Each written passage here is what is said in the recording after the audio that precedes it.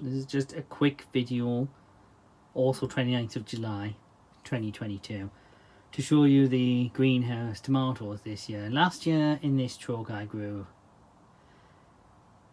moneymakers and I grew Jabuqua, which is a Serbian heirloom which I'd not grown before.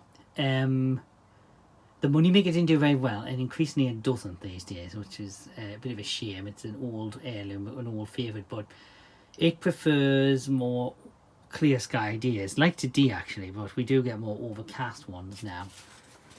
I didn't get much crop off it. I got a lot of crop off the Jabuqua, and I may do them again actually, to be honest. But obviously you can say it's only the 29th of July, and this Prudence Purple, which I've grown, has already produced one large tomato, hopefully going to come off tomorrow. I'm going straight in a salad at that point. In the front I put some London Rocket, which is now, it's past it actually, it needs to come out. I'm just waiting to collect the seeds. But yeah, we've got another one here behind there which is gonna ripen soon, and there's one there, and I think there was one over here somewhere there. Yeah, so I mean it's early days. It will hopefully climb up and fill the net across the top, but I'm not sure I'll grow this one again because it hasn't produced anywhere near as much as Jabuqua, which produced a lot by this point last year. My house gardenias are back out again. Difficult to grow these are. It was touch and go this year, especially with that one. They've had to have quite a lot of a prune back, and they've had potash, and at the beginning to turn around, but they have produced hardly any flowers this year compared to last year, so not a good sign. The frankincense is back out again like last year, and my cocoa plants are back out. That will one day hopefully be in, and one day there will be in a summer house. My dream of a summer house with cocoa plants, but yeah, it may never happen, and they'll not get very big here. But they've been an interesting kind of oddity to grow here. They are just for catching flies, those little sticky parts. The butterfly ones, they're a godsend. They are, especially in the house, when these are in the house during the winter months. At early like springtime, you get a lot of problems with the black fly on them. Over here are the later tomatoes, the ones I tend to grow from seed, and then they stay outside in the propagators, which I showed you before here.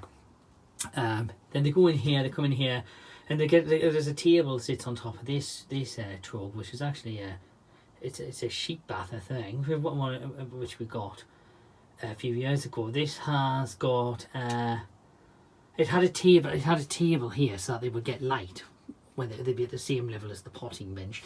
Then once they're big enough, they go in at that point, usually in May, and these tend not to fruit until October, and sometimes there's still fruit coming off these in November because they get started late. This year I'm growing Crimson Crush. There's two here down there, as you can see, which will eventually fruit. They've had the first trim. I just trimmed them back again. This is a wild tomato. I grow more of these down the allotment than I do here. They are totally blight resistant. You can take the seeds obviously and grow again the following year, but they don't taste the same. They have a more acrid and bitter taste. But this one is Peruvianum. You tend to get the seeds, you tend to have to actually know people who grow them.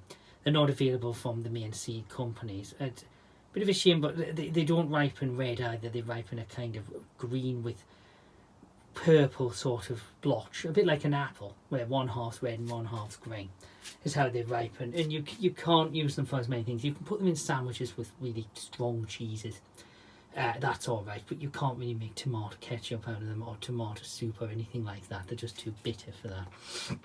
So I don't know how many I'll get off that, but probably not many, because that's a bush variety. That one shouldn't really be in here, but there was one spare, so I did. But I'll put a link down. I'll put a link with photographs of this in October in here. There's just so many pots, obviously, from having unpotted the summer bin. I'll put a link below so you can see what this looks like at the end of the growing season. But I'm pleased. I'm pleased I haven't had a blight attack anyway. But obviously it's early days for this at the minute. And that really is it for now. I mean, it's going to take a vast improvement on last year.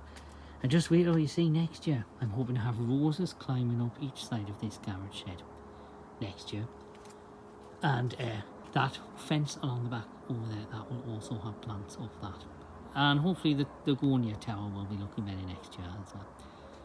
See you then.